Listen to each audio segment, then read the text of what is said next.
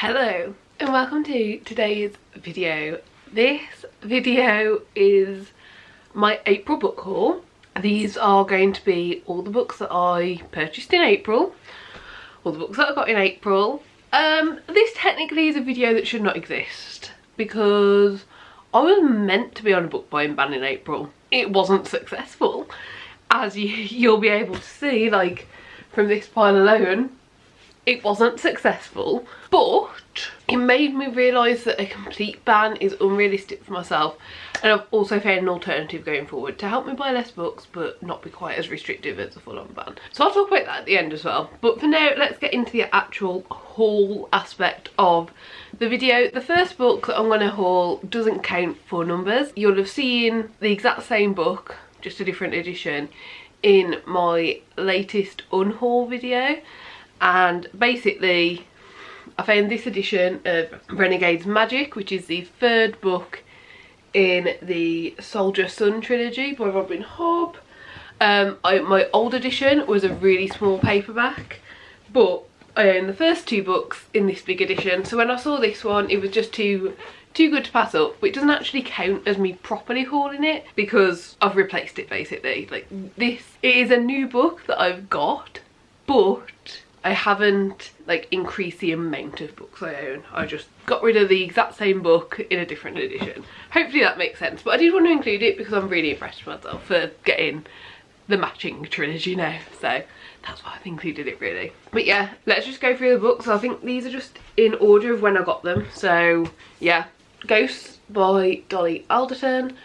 I've heard a lot of good things about this. Don't really know what it's about, don't know if I'm gonna like it, but I saw it in the charity shop for £2 and it looks in brand new condition, so I thought might as well give it a go. I feel like I could tell that I wasn't gonna do well with the book buying ban from there. Like if I were to buy books in April whilst on a book buying ban, it should have only been like books I really wanted, but it wasn't.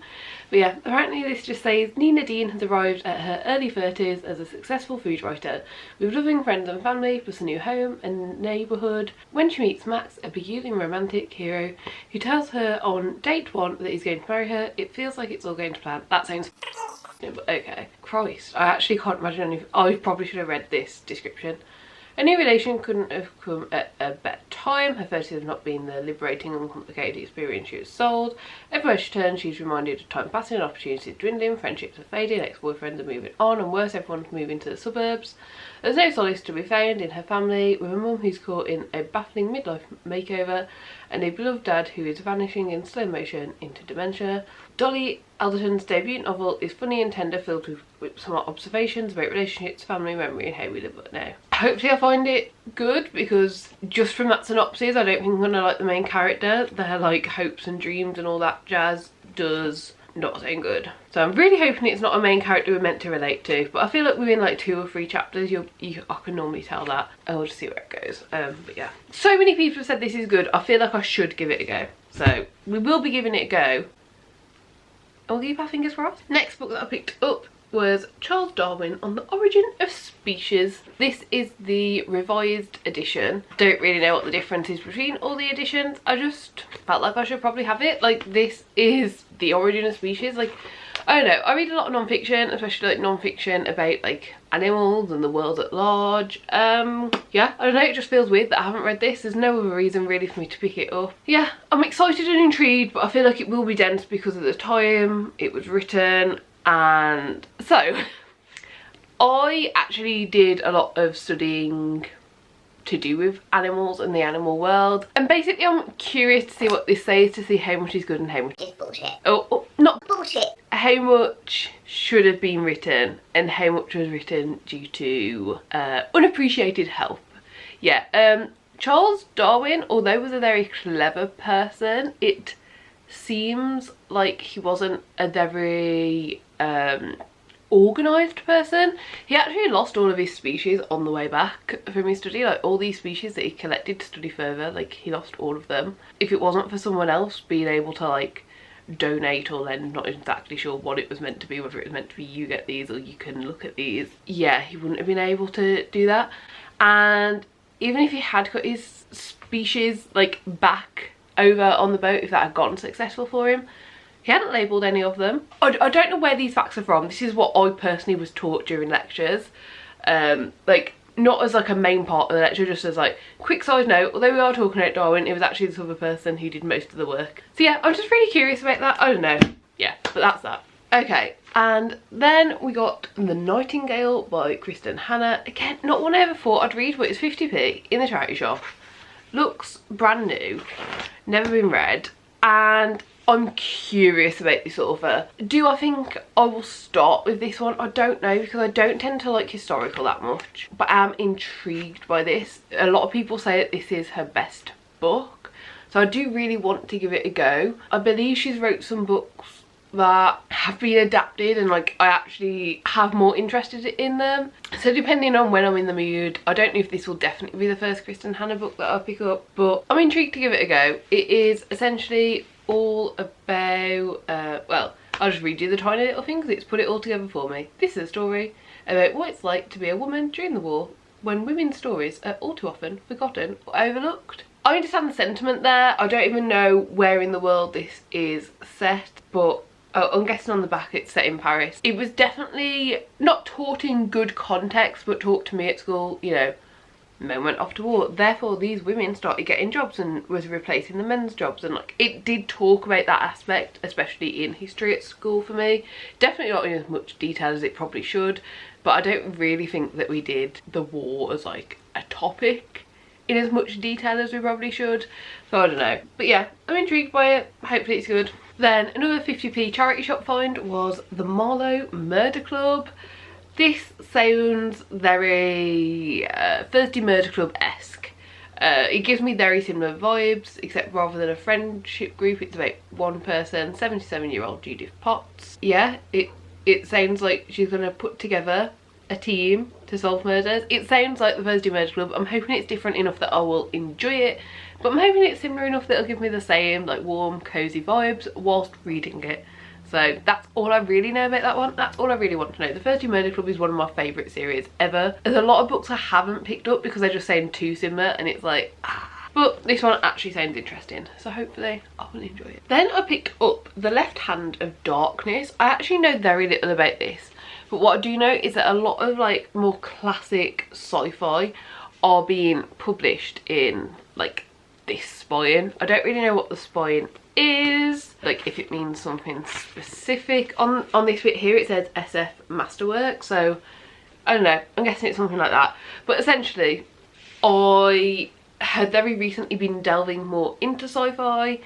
I'm really enjoying sci-fi. I don't think I've ever read a classic sci-fi or anything close to it. Don't know if this is actually a classic or just an old one, but either way I just want to expand my sci-fi horizons. So although I know basically nothing about this, I kind of plan on going into it that way and just seeing what it's like, seeing if I can enjoy a larger variety of sci-fi that I already do. Then we have The Plot. This one has sounded interesting to me for ages. It's probably been on my like radar since it came out, which was 2021. I will just read you the back. When a young writer dies before completing his first novel, his teacher, Jake, himself a failed novelist, helps himself to its plot. The resulting book is a phenomenal success, but Jake worries, what if somebody out there knows? Somebody does, and if Jake can't figure out who he's dealing with, he risks something far worse than the loss of his career. Sounds really interesting. Sounds like a cool premise. I definitely heard it being spoke about like close to when it came out, and I eventually saw it in a charity shop, so I snapped it up. This was £1.95. I really can't complain at that. I'm really intrigued to give it a go. Then we have Spin. I read the back of this. I'll put it up close, and if you wish to read it you can pause the video and give it a read. But essentially this is published by Tor. I read a lot of books by Tor, but I haven't yet read like any of their older books, which this obviously is. I don't actually think it's that old. I think it's like within the last 20 years still. Yeah, 2005, so still within the last 20 years, but like older in terms of, you know, the ones I've been reading have been up to 3 years old. So yeah, I'm really excited and intrigued to read another Tor book. This sounds really interesting. It caught my attention and I was like, I have a lot of faith in this publisher. Let's see if that goes this far back as well. Then the last 4 books that I'm going to talk about, I got all of them off Vinted. I got like a deal of these 4 and the one that I showed at the start, the Robin Hobb one. So I don't know exactly how much I paid for them, but it was not a lot. The main reason I was drawn to this seller, because I got them all as a bundle, is I saw this. This is Ship of Destiny, book 3 in the live ship traders, and this looks like an unread copy, or if it has been read, it's been taken extremely good care of. The 3rd book in the live ship traders trilogy.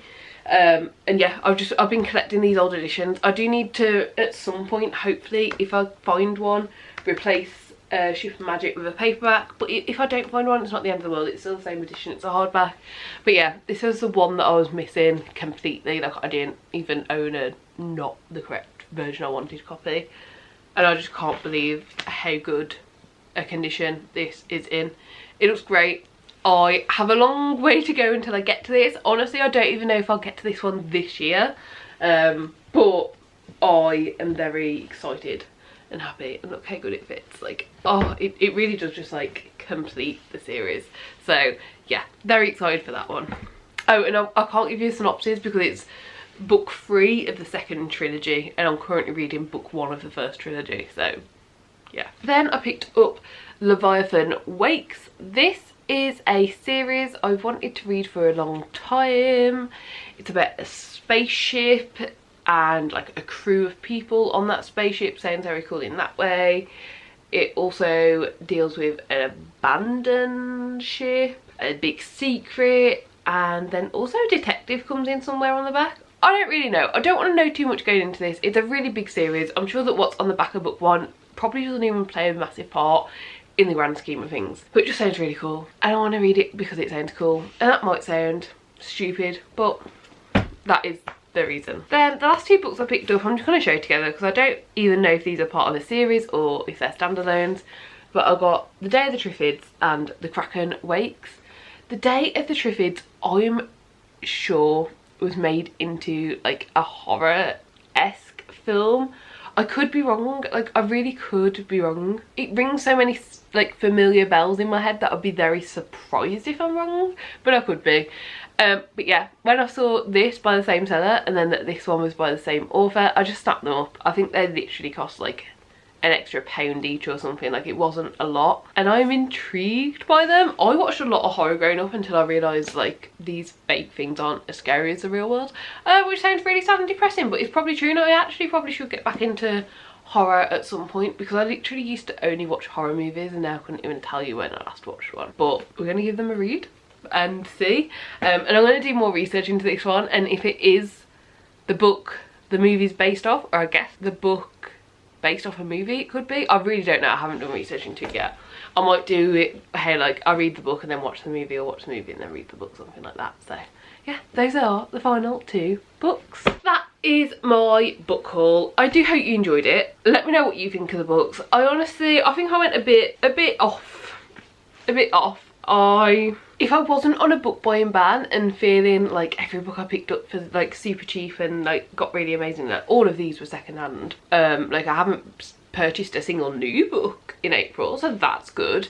But yeah, I just kind of felt like I was more likely to buy books that I won't end up reading, I guess. I don't know. But basically the book buying ban didn't work for me because I just try and get around it. Like all of the books that you've seen today have been purchased over 3 instances. Like, that's not great.